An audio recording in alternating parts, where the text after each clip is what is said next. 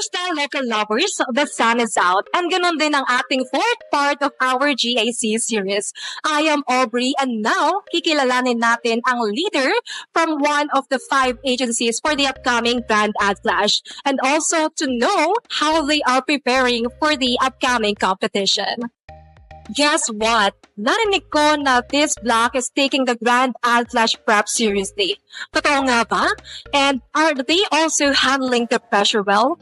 To clear things up, we also have here TL Gab from Team Kinaiya. Hello, TL Gab. Hi, good afternoon. Good afternoon. So yes, are you ready for the questions? Parang Huwag na natin. Ready to stop? Sige lang, go. Okay, sige. So let's proceed now for our first question.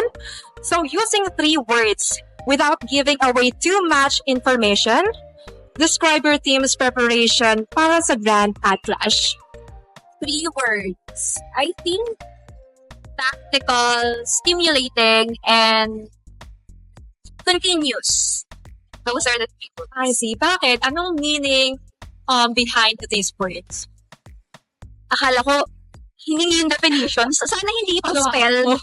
Hindi, pero I just think that those are the perfect 3 words actually to describe our preparation for the upcoming competition. Like, ayun talaga kung ano man yung internal na nagaganap inside our blog.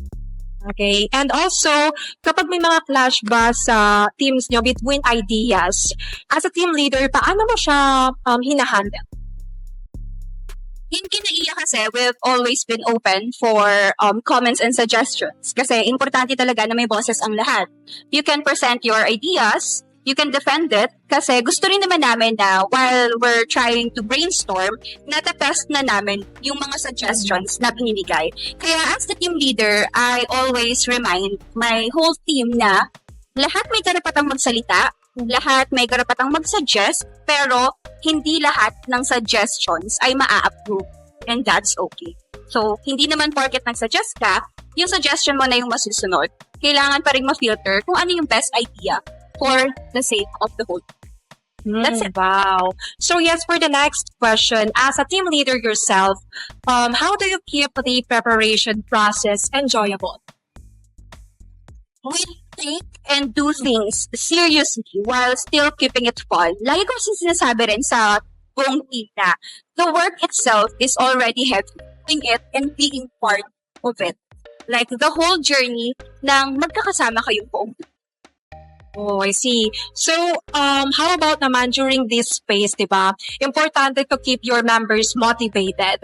So, bilang isang team leader, how do you express your appreciation towards their effort and contributions?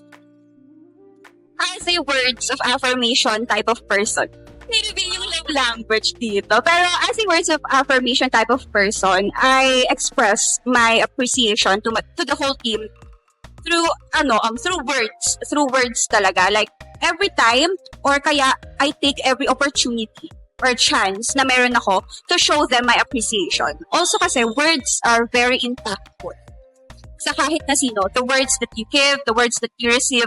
So as the team leader, I am aware, like truly aware, how important it is to be acknowledged. Kasi it's something that helps you to keep on going. All right. So lastly, do you have any message to your fellow clashers? Good luck and don't...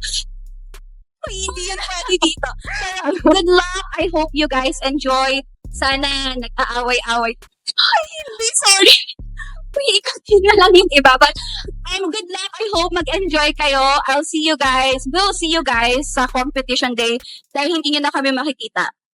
Nandito lang kami, nananahimik. At parang tahimik na umaatake. Umaatake. But yeah, good luck, guys.